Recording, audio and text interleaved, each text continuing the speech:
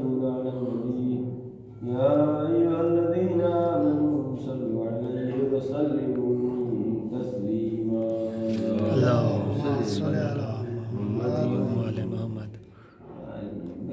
21 بھی ہو گئی تھی.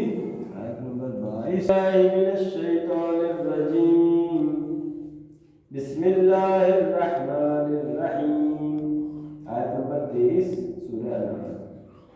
ثم لم تكن فتنتهم إلا قالوا والله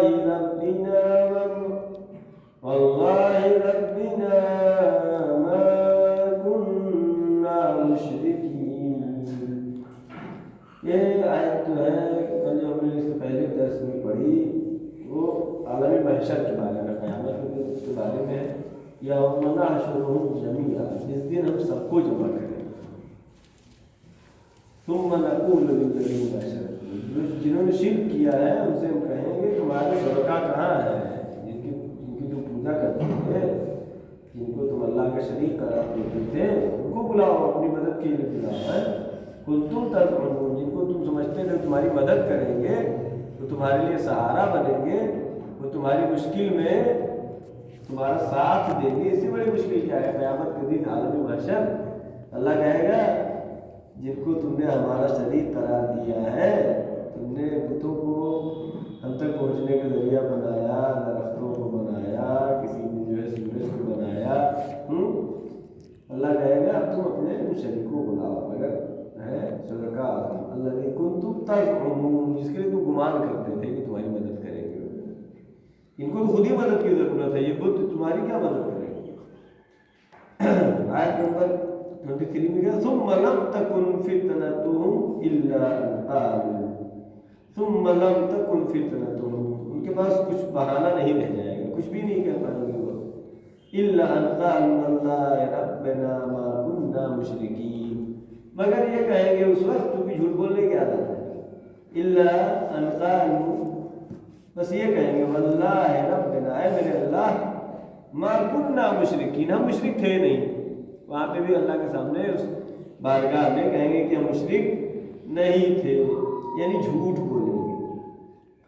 اب یہاں پر جو آیت یہ ہے کہ وہاں پر یہ مشرکین کہیں گے کہ ہم تو شرک نہیں کرتے تھے.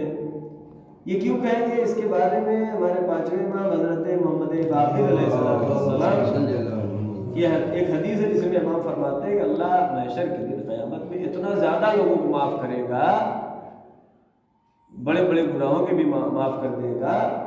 تو یہ مشرک جو ہے، کیونکہ شرک معاف ہونے والی سزا نہیں ہے، شرک ایسا گناہ ہے کہ اللہ کبھی معاف نہیں کرتا. یہ مشرک امیدوار ہو جائیں گے کہ چلو جھوٹ بول دیں گے کہ ہم تو نہیں مشرک تھے، ہمیں بھی معافی مل جائے گی. حالانکہ ایسا نہیں ہے، وہ اللہ معاف کرے گا، البتہ اس کے اندر کوششیں ہونی چاہیے، اس کے اعمال کچھ ایسے ہونے چاہیے، بغیر حکمت کے خدا بند عالم کا کوئی فعل نہیں ہوتا.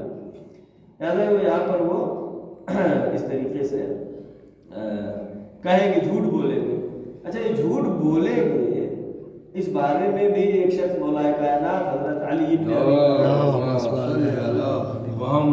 طالب، اس نے کہا کہ مجھے قرآن میں شک ہونے لگا ہے، مجھے قرآن میں شک ہونے لگا ہے. کہیں قرآن یہ کہتا ہے کہ سب کی زبانیں بند رہیں گی، ہاتھ پیر بولیں گے، ہیں؟ کہیں قرآن یہ کہتا ہے نفسا نفسی کا عالم رہے گا. کہیں قرآن یہ کہتا ہے کہ یہ جو ہے جھوٹ بولیں گے کہ ہم تو شرک نہیں کرتے تھے. یہ قرآن میں تعارض پایا جا رہا ہے، الگ الگ باتیں کہہ رہا ہے قرآن. ابھی یہ بولیں گے یا نہیں بولیں گے؟ تو مولا کائنات حضرت علی بن ابی طالب علیہ السلام دیکھیے مفسرین قرآن میں ناطق جو ائمہ اہل بیت علیہ السلام ہے، یہ قرآن بتا سکتے ہیں، ورنہ عام انسانوں کی بصیرت نہیں ہے کہ قرآن کو سمجھ سکے، تفسیر کر سکے. اور اس سے ہم تھوڑا سا جو استفادہ کر کے سمجھنے کی کوشش کرتے ہیں.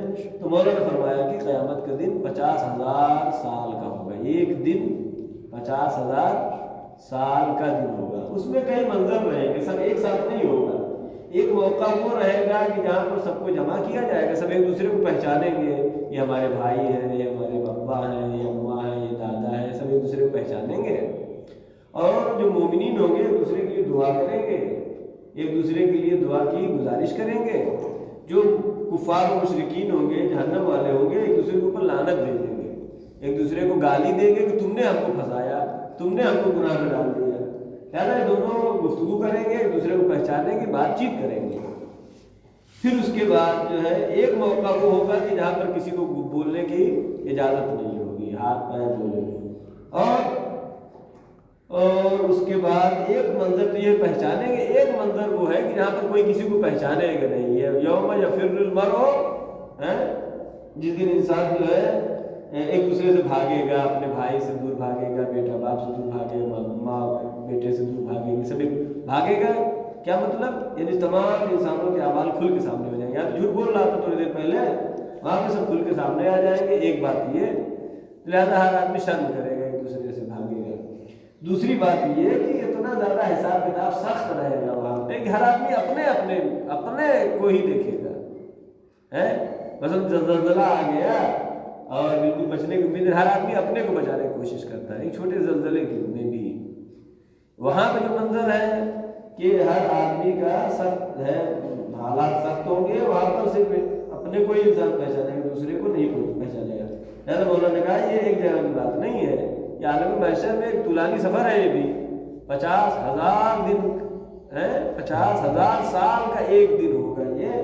तो इसमें सब इस तरह के हिसाब किताब होंगे, पहचानेंगे भी, नहीं भी पहचानेंगे। कुरान कहता है जहन्नमियों की आवाज़ जन्नत वाले सुनेंगे, जन्नत वालों की आवाज़ जहन्नम वाले सुनेंगे। वो एक वक्त होगा, वो भी सुनेंगे। वो कहेंगे कैसे तुम जन्नत में चले गए, वो कहेंगे तुम तो हमारे साथ रहते तो जहन्नम में क्यों चले गए। सब जहन्नमी और जन्नतियों की गुफ्तगू, तमाम चीज़ें तफसील के साथ हैं। लिहाजा वहाँ पे भी झूठ बोलने वाले झूठ बोलेंगे, वो कहेंगे वमा कुन्ना मुशरिकीन, हम तो मुशरिक थे ही नहीं। ये झूठ ऐसा झूठ होगा कि जिसके बाद अल्लाह जो है उनके ज़बानों पे ताला लगा देंगे, फिर वो बोल नहीं सकेंगे। उनके हाथ पैर आँख ज़बान के अलावा सब गवाही देंगे। फिर दोबारा ज़बान को इजाज़त होगी अब बोलो, फिर अपने हाथ पैर से पूछेगा हमारे खिलाफ तुम क्यों बोले। कहा कि वो खुदा की जिसने ज़बान में गोयाई की सलाहियत दी है, ताकत दी है बोलने की, उसने हाथ से कहा बोलो तो हाथ भी बोल रहा है, पैर से कहा बोलो तो पैर भी बोल रहा है। जिस अर्ज़ से तुमने गुनाह किया है वो सब अर्ज़ अपने से गवाही देंगे। ये सब मनाज़िल है, तफसीली है। और पढ़ते हैं, वक्त गुजर गया है।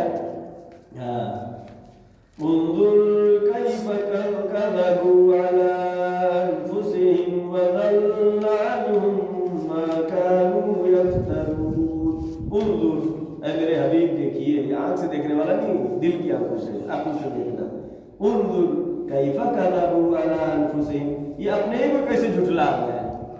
यानी पहले मुशरिक थे, अपने शिर्क होने पर फख्र करते थे, आज कह रहे नहीं हम शिर्क नहीं करते थे। उन्जुर कैफ़ कज़्ज़बू अला अनफुसिहिम, अपने ही खिलाफ झूठ बोल रहे हैं। वज़ल्ला अन्हुम मा कानू यफ्तरून, और जो वो इफ्तरा करते थे, अल्लाह को तोहमत लगाते थे, अल्लाह के शरीक करार देते थे, वो सब उनके लिए खत्म हो चुका है, कुछ उनके लिए बाकी नहीं रहा है। यानी क़यामत के मंजर को यहाँ पर बयान किया जा रहा है। वक्त नहीं है, इंशाअल्लाह। सदक़ल्लाहुल अलीयुल अज़ीम।